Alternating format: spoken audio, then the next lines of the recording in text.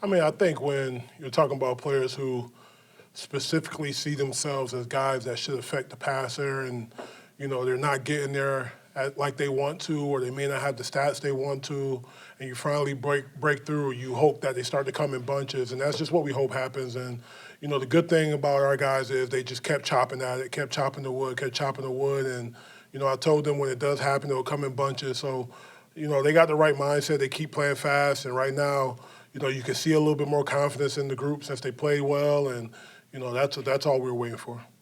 Brendan? With Jim specifically, how has this process been for him? I think Coach White alluded that he maybe slowed down on himself. I guess the production hadn't been there. What have you said to him? You're going to get him through this process to the breakthrough? Come on, James. James is a veteran guy. The last 2 years he's been a third down guy.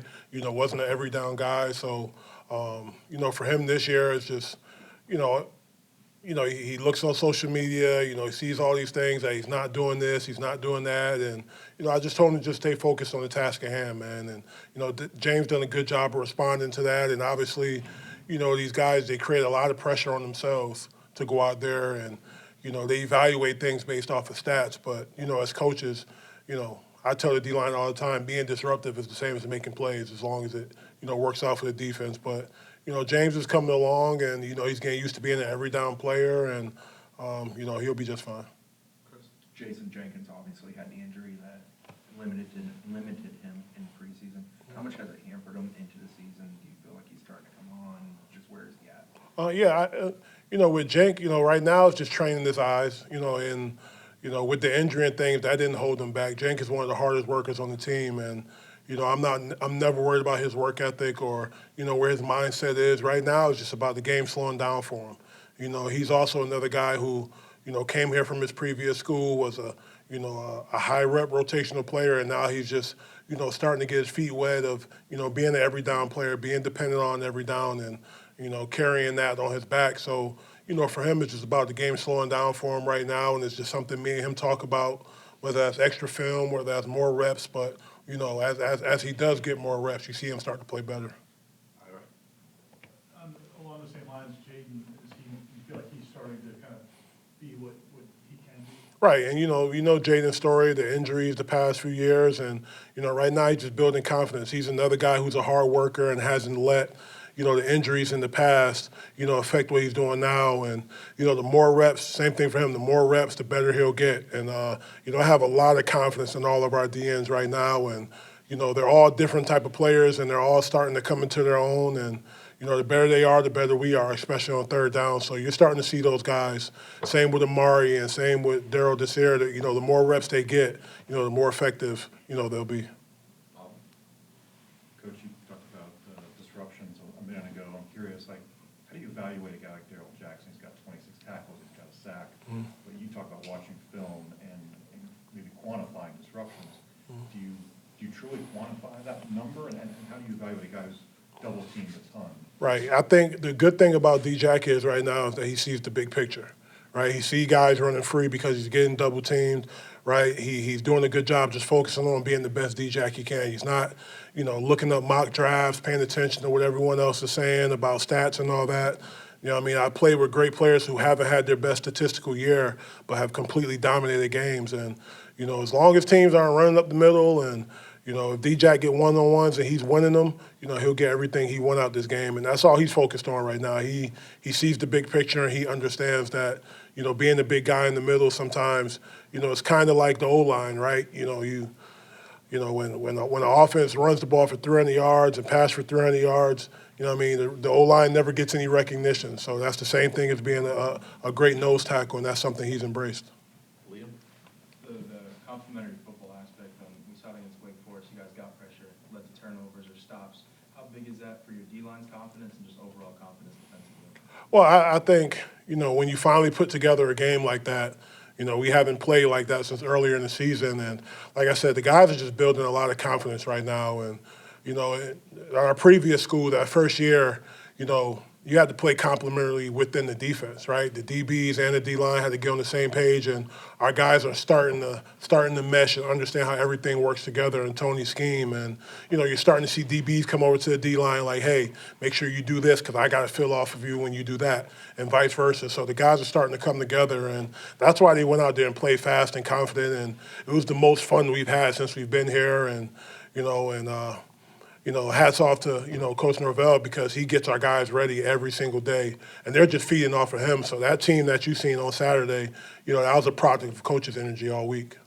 You mentioned guys having fun. I'm curious, like, as from your perspective as a coach, as a player who's lived, ups and downs of football, how did the guys do during that 4-game skid, and then to come out of it and be able to have fun, play hard? What does that mean? Well, the easiest way to have fun is when you play for something bigger than yourself. And I think all the guys had that mentality. They just wanted to go out and have fun, right? The same way they compete in practice, the same way they win compete on Saturday, right? And Coach always says, when we compete in practice, someone wins, someone loses, right? But we always focus on the next step. But in practice, guys are competitive, right? Because they share the same locker room, and they're in there talking crap to each other, and they're competing every day. And they just, honestly, they took that same approach and did it on Saturday, and they were out there competing, right? They're out, they're on the sideline jawing at each other, having a good time. The D-line was having a great time. The linebackers coming down there talking to us, DBs. It was a great environment on that sideline, man. And Coach did a great job getting this team ready. And, I feel that momentum starting to build again. Chris, Kevin Wynn's a young man who, brings a lot to the table. What has he done well as he's gotten an opportunity to play, and what do you think is next step? Well, the best thing always for young guys to throw them in the fire, right? And, him coming off an injury, coming back from that, him being a bigger guy and being in the middle and things happening so fast, the more reps he gets, the better he'll get. And you see flashes of it in practice with him being able to show his foot quickness, for his size. He's a smart football player, and he's one of the strongest guys on the team. So, I'm excited about where he's headed, and he understands that, being a young guy, being a nose tackle, at Florida State with D-Jack leaving and passing the torch on to him, he's embraced that, and he's excited about it. And, he's a guy, same thing. A lot of reps, the better he'll get, and he's always asking questions. He does all the extra, and he's going to be a great player here. Back before, like when you played, or back before the transfer portal, if you had young players at your position or your group, you could look ahead to the future a little bit, even during a season, think about, okay, what's this guy going to look like? But now, with the way rosters are, can you even spend any time thinking about that? And how excited are you about the group of guys you have that could come back? Well, to be honest with you, I'm not really worried about it. Our freshmen have the right mindset, and we recruited the right guys, and they believe in development, right? And, they're not going to run and look for, they don't believe the grass is green on the other side. They love to come to work every single day. And we have a great room. Those guys love being around each other. We have great camaraderie in the room, and those guys talk about it all the time. They talk about Juju and the Twins talk about, hey, in 2 years, we want to be the first group to have 3 first-round picks on the D-line. Amari, and they talk about those things. So when the culture is right, it starts with the head coach, and all that is right. The guys believe in development, and they believe in the steps that it takes, and those guys look forward to.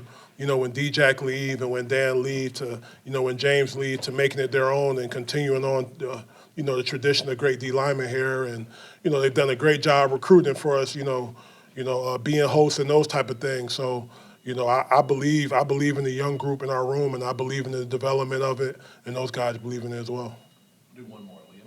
You look at Clemson, how can these guys take what they did against Wake Forest on Saturday, stack it up, and do it again against Clemson? Well, I think for our guys, it's just to focus on Florida State, right? Focus on Florida State, do what we do, right? Play hard as hell, right? Try to take the ball off of them and affect the quarterback on third down, right? Clemson has an explosive offense. We know what they're capable of, but we don't play logos. We don't care what they do on the other side. We're going to focus on what we do, have our eyes right, and play harder than the other team, and we'll get everything we want. And, that's what our coach wants us to do, and that's what we're going to do. We're going to take it one play at a time, and right now we're just focusing on defense, playing hard as hell, and that's what we're going to do. Okay, thanks, Coach. Yeah, thank y'all. Thank you.